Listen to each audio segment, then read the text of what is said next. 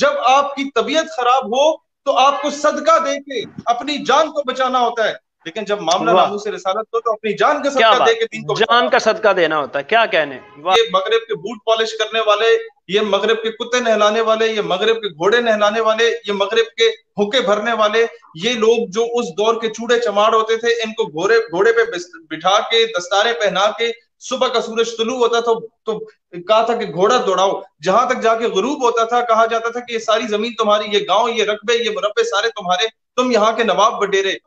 because it's the matter of Nabus Risalat, it's the matter of Nabuwat.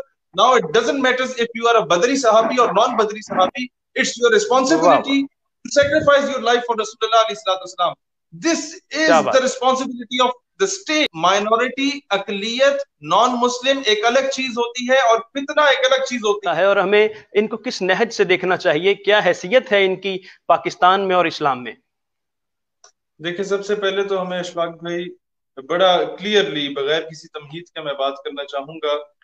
Recently Hamza Ali Abbasi एक anchor person है, अदाकार भी हैं, कलाकार भी हैं, उन्होंने एक जुमला कहा और कुछ उलमा से पूछा और वो भी आए बाएं शाएं करने लगे, और उन्होंने इसी जी तरह का सवाल उनके सामने तोड़ मड़ोड़ के किया कि आप हाँ या ना में जवाब दें, क्या रियासत को जी ये इख्तियार है कि किसी को नॉन मुस्लिम माइनॉरिटी डिक्लेयर करे। तो जी इस पे मैं सबसे पहले आऊंगा, इसमें इस्लामिक पर्सपेक्टिव भी आ जाएगा और आपका पाकिस्तान का जो रिलीजियस पर्सपेक्टिव है या आइडियोलॉजिकल पर्सपेक्टिव है या आपका जो कॉन्स्टिट्यूशनल एस्पेक्ट है वो भी सामने आ जाएगा। देखें, जी बिल्कुल, सबसे पहली बात तो ये है कि रियासत को बिल्कुल इख्तियार है, और वो इस तरीके से जी इख्तियार है कि सैयदना ये इख्तियार, लोग पूछते हैं कि यार ये इख्तियार दिया किसने, ये इख्तियार सैयदना अबू बकर सिद्दीक रज़ी अल्लाह तआला अन्हु ने दिया रियासत को। क्या बात, और रियासत के सरबराह थे, अमीरुल मोमिनीन थे, वो बेशक खलीफतुल मुस्लिमीन थे, बेशक, सैयदना अबू बकर सिद्दीक रज़ी अल्लाह तआला अन्हु ने मुसलमा रज़ी कज़ाब अल्लाह की ताला सबको अन्हु। सहाबा कराम को भेजा। और व्हाट हैपेंड कि उनसे पहले ये अनाउंस कर दिया गया था कि रसूलुल्लाह अलैहिस्सलाम के साथ जिन्होंने ग़ज़वा बदर में हिस्सा लिया कुफार के खिलाफ, उन सहाबा कराम को जंगों में नहीं भेजा जाएगा, वो मोतबर शख्सियात है और हम बैठ के उनकी ज़ियारत किया करेंगे। लेकिन जब क्या मामला बात है, खत्म नबूवत सल्लल्लाहु अलैहि वसल्लम का आया तो सैयदना सिद्दीक़ अकबर ने फरमाया कि अब because it's the matter of Nabus Risalat, it's the matter of Nabuwat.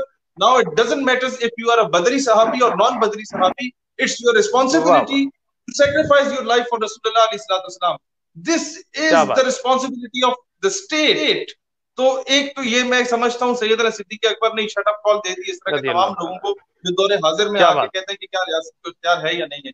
दूसरी क्या बात बात ये कि है, हमसे पूछा गया कि जनाब, अक्सर सेमिनार्स में हमसे पूछा जाता है कि यार आप कादियानियों को किस नजर से देखते हैं। मैं कहता हूँ यार बहुत सिंपल सी बात है कि अकॉर्डिंग जी to the basic principles of Islam वो तो हैं ही काफिर ना, बट जी according to the constitution of Pakistan Qadianis are declared as a non Muslim थी एंड वी रिस्पेक्ट बेशक, द कॉन्स्टिट्यूशन। एक गैर मुस्लिम, मैं समझता हूँ ये माइनॉरिटी के खाते में भी नहीं आते। उसकी वजह यह है माइनॉरिटी, अकलियत, नॉन मुस्लिम एक अलग चीज होती है और फितना एक अलग चीज होती है। मसला बिल्कुल यह है बिल्कुल कि बिल्कुल एक ठीक है, बंदा हिंदू है, वो उसने जी कहा मैं हिंदू हूं, मैं राम की पूजा करता हूं, मेरे कोई जी इतने भगवान है, इस शहर में इस भगवान की पूजा करता हूं, वो उसने डिक्लेयर किया हुआ है। एक बंदा ईसाई है, वो कहता है कि मेरा ये मजहब है, मेरे ये बिलीव्स हैं। एक बंदा ज्यू है, वो कहता है जी मैं डेविड को मानता हूँ, ईसाई कहता है मैं जीसस क्राइस्ट को मानता हूँ। फिर जी ये मोसेस को कोई मानते हैं जिन्हें मतलब हजरत ईसा अलैहिस्सलाम, हजरत मूसा अलैहिस्सलाम, हजरत दाऊद अलैहिस्सलाम की बात की जा रही है, मैं उनकी लैंग्वेजेस में बता रहा हूँ। इसी तरीके जी से जी बात जी यह बिल्कुल, है कि एक शख्स आपके मजहब का लिबादा होके उसमें मुनाफिक की तरह रहा हुआ है, तो उसके साथ क्या करना चाहिए। मैं बड़ी बात अगर ना करूं तो बहुत सिंपल सी बात है, उसके साथ मैं समझता हूं जो आपके दरमियान में घुस के आपके अगेंस्ट साजिश कर रहा है, उसके साथ वही कुछ होना चाहिए जो नूरुद्दीन जंगी ने किया था। वो वाह बैठे हुए थे वाह लोग, वाह वाह, खुद को बहुत बड़े मुसलमान समझा करते थे, लेकिन जी उनका बिल्कुल, किरदार क्या था। वो नमाजी खुद को तस्वर करवाते थे दुनिया के सामने, वो पेश करते थे खुद को कि हम बहुत बड़े परहेजगार हैं, और उन्होंने ही बिल्कुल सुरंग बिल्कुल, खोदी की थी रसूलुल्लाह अलैहिस्सलाम के रोजे मुबारक तक। और नूरुद्दीन जंगी मुबारक, ने क्या किया था, वो सजा दी कि जिसकी शायद मतलब इस्लाम कहता था कि नहीं इतनी सख्त सजा ना दिया करो, लेकिन मामला नामूस रिसालत का था। उस मामले बेशक, में फिर कोई कॉम्प्रोमाइज नहीं होता। नूरुद्दीन जंगी ने इबरतनाक सजा दी, और फिर नूरुद्दीन जंगी, मैं कहता हूँ सिपह सलार ऐसा होना चाहिए, मदीने की क्या गलियों बात में है, रोते हुए फिरते थे कि मेरे आका ने मुझे चुना इस काम के लिए। मैं इतना खुश नसीब, मेरा ये मुकद्दर। काश काश काश हमारे बच्चों को यह पढ़ाया जाता कि ये होता था चीफ ऑफ आर्मी स्टाफ, ये होता था सदर मुमलिकत। द इशू इज कि पाकिस्तान जब बना तो कायद आज़म मोहम्मद अली जिन्ना रहमतुल्लाह अलैह को पता था कि ये मगरब के बूट पॉलिश करने वाले, ये मगरब के कुत्ते नहलाने वाले, ये मगरब के घोड़े नहलाने वाले, ये मगरब के हुक्के भरने वाले, ये लोग जो उस दौर के चूड़े चमाड़ होते थे, इनको घोड़े पे बिठा के, दस्तारे पहना के, सुबह का सूरज तुलू होता था तो कहा था कि घोड़ा दौड़ाओ, जहां तक जाके गुरूब होता था कहा जाता था कि ये सारी जमीन तुम्हारी, ये गांव, ये रकबे, ये मुरब्बे सारे तुम्हारे, तुम यहाँ के नवाब बडेरे।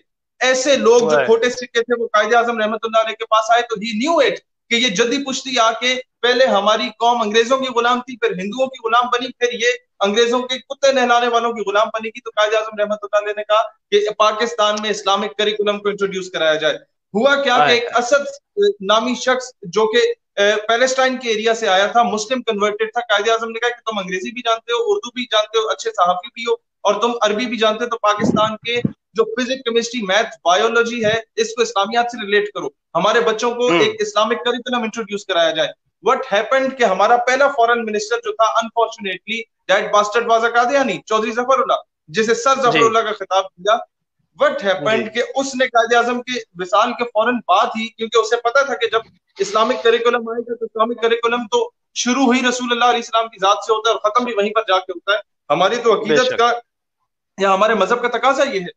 हुआ क्या कि फौरन लियाकत अली खान के पास वो गया, फॉरेन मिनिस्टर, उसने कहा कि खलीजी रियासतों से ताल्लुकात अच्छे रखने हैं और ऐसे शख्स को इंट्रोड्यूस कराना है जो कि अरबी जानता हो, और अरबी असद साहब जानते थे। उन्होंने कहा इन्हें उठा के वहां पर फेंका जाए और जाके ये वहां पर बतौर सफीर हो, और इन्होंने धाड़े मार के रोए, मिन्नतें तरले की असद साहब ने कि मुझे वहां ना भेजो, आने वाली नस्लें जाया हो जाएंगी, मुझे जो एम्बेसडर कोई भी जा सकता है। पाकिस्तान में हर दूसरी मस्जिद में वो बंदा बैठा होता है जिसको अरबी भी आती है, उर्दू भी आती है, अच्छे आलिम दीन बैठे होते हैं जिनको फारसी भी आती है, सफारती ताल्लुकात भी आपके बेहतर हो जाएंगे, कोई इतना बड़ा मसला नहीं है। लोगों को अंग्रेजी भी बड़ी अच्छी आती है पाकिस्तान में, कई लोग हैं जो अलीगढ़ से पढ़ के आए थे।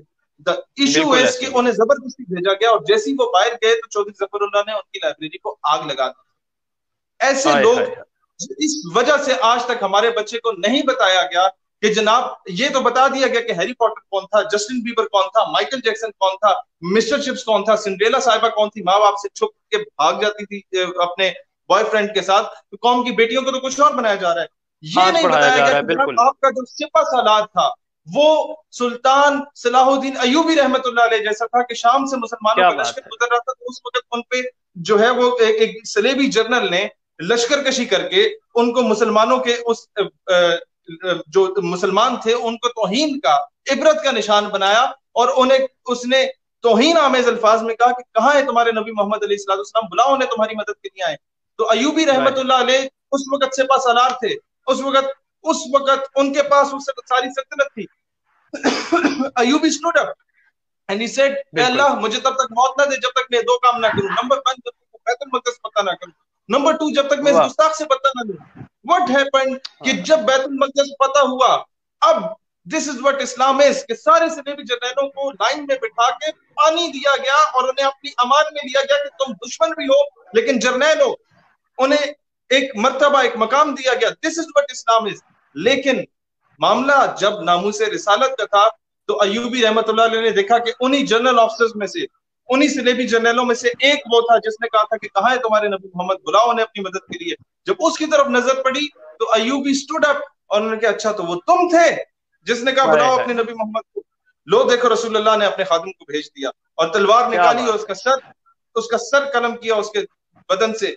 This is what Islam is. Islam is the most beautiful religion. It teaches us the message of love, peace, and interfaith harmony as well. But when it comes to the dignity and honor of Rasulullah, then no compromise on it.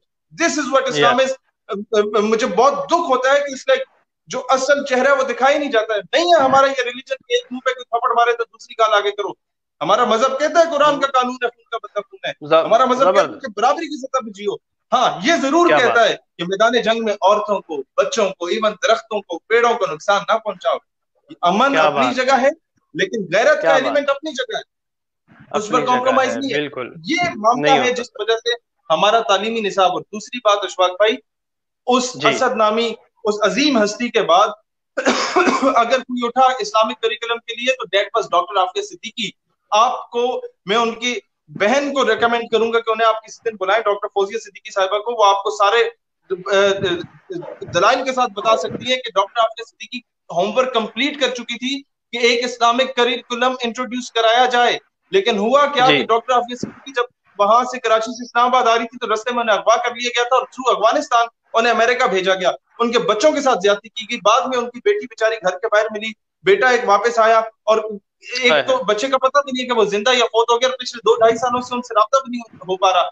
क्या इतने बड़े लोग जो अफगानिस्तान में जिहाद कर रहे हैं अमेरिका के खिलाफ, अमेरिका ने उन्हें नहीं गिरफ्तार किया, उन्हें मार दिया। आफिया सिद्दीकी को गिरफ्तार क्यों किया? क्योंकि ये ब्रेन था, एक माइंड था, और हमें थप्पड़ मारा कि तुम्हारी बेटी हमारे पास है, हमारे साथ चून चलाना कर रहा हो। नंबर 2, ये बताया कि दोबारा अगर कोई पाकिस्तान में इस्लामिक करिकुलम की बात करेगा, दोबारा पाकिस्तान को कोई इस्लामिक रियासत बनाने की बात करेगा, तो उसके साथ वही होगा जो एमल कांसी के साथ हुआ, उसके साथ वही होगा जो असद के साथ हुआ, उसके साथ वही होगा जो आफिया के साथ हुआ।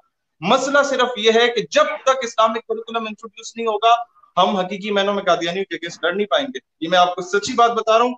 हमारे मदारिस में और मसाजिद में तो खत्म नबूवत पढ़ाई जाती है, कॉलेजेस और यूनिवर्सिटीज में एक छोटा सा पैराग्राफ सिर्फ पढ़ाया जाता है। इसकी इंपॉर्टेंस के बारे में बताना चाहिए कि यार बाकी सारी चीजें एक तरफ, हुजूर की नामूस रिसालत और खत्म नबूवत एक तरफ। जब आपकी तबीयत खराब हो तो आपको सदका देके अपनी जान को बचाना होता है, लेकिन जब मामला नामूस रिसालत हो तो अपनी जान का सदका देके दीन को जान का सदका देना होता है। क्या कहने, वाह वाह।